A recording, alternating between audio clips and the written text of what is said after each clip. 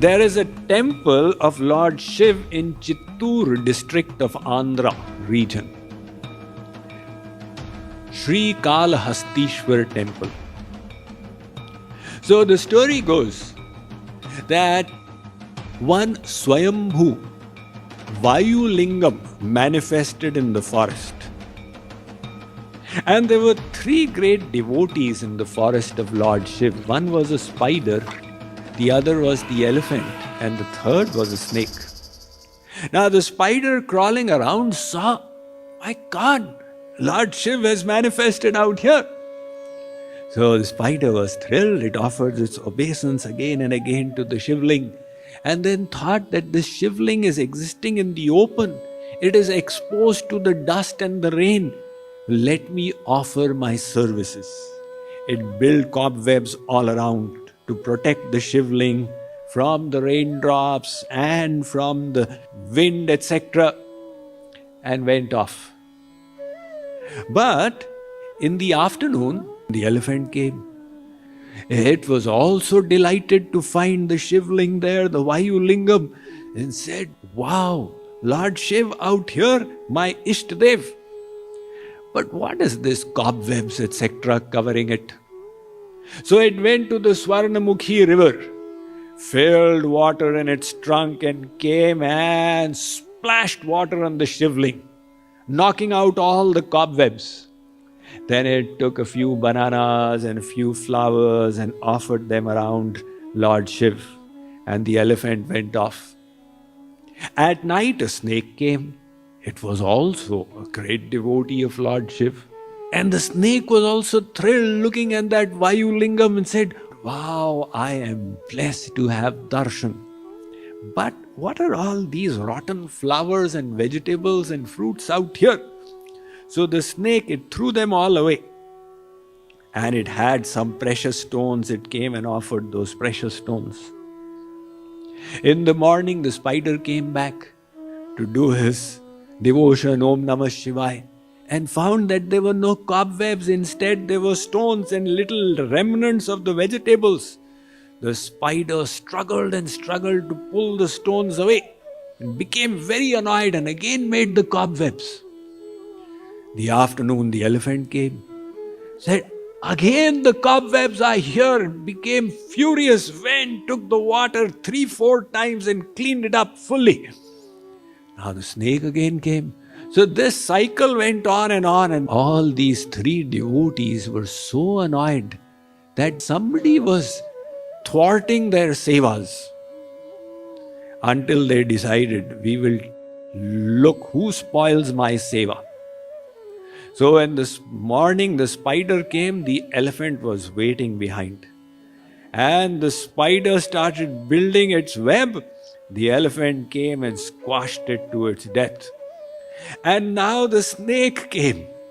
So the snake looked at the elephant, you? But in loving devotion, there is no fear.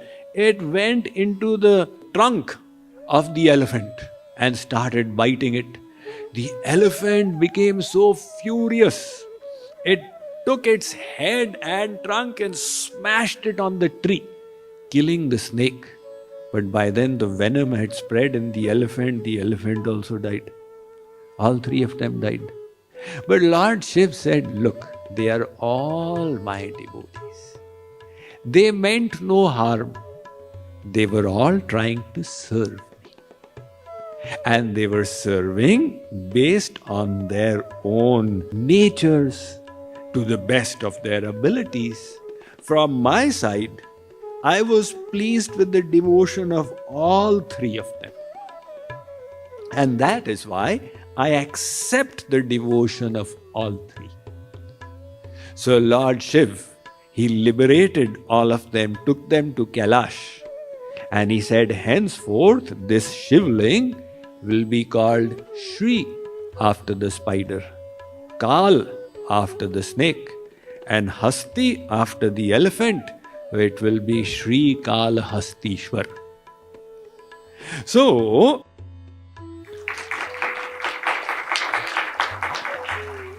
even in the path of devotion, there are differences of opinion. You may say there are differences of opinion out here. In the material world, one devotee says this, one says this, and the conflict out there happens. But this conflict happens in Golok also. There are Manini gopis and there are Mugdha gopis. The leftists and the rightists.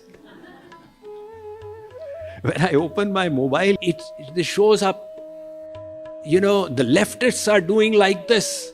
It's an ad placed by the rightists. What do you feel? Vote out here. And the next day is the rightists are doing like this. What do you feel? Vote here. In Golok also there are leftists and rightists. See, it is divine. Some gopis, they think that Sri Krishna should be served like this. And they firmly believe. And the other gopis think this is not the way Sri Krishna will be happy. He should be served like this. Now they get annoyed with each other. The annoyance is not about their happiness. In the material world, we are annoyed for our happiness. They are annoyed for the happiness of Sri Krishna. So Chandravali has her idea of how Sri Krishna will be happy. And Radha feels that is totally crazy idea. And that is why she doesn't like Chandravali at all. So this is a divine conflict. But the Vedas accept the variety in the sacrifices. So Lord Krishna says that all these kinds of sacrifices, they are perfect, provided the connection is there. Like your mobile, it is useless if the connection is not there. First time when I came to the US and then I went back in 2009, somebody said, Swamiji, you should have an iPhone. So I said, sure. And I went with the iPhone back to India and of course I replaced the chip. But then I was traveling around to so many places and half the places it would not work. And my team member had that 1,000 rupee. 1,000 rupee means about $14. So 1,000 rupee Indian made mobile of Micromax Corporation. And he would merrily, engage in his phone calls all over the place. What is the use of this iPhone 5 and this Micromax?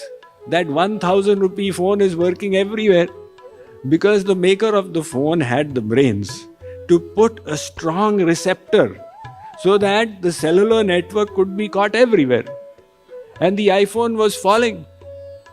So, you may have all the best apps of the world in your iPhone or Samsung, but if there is no connection, they are all useless.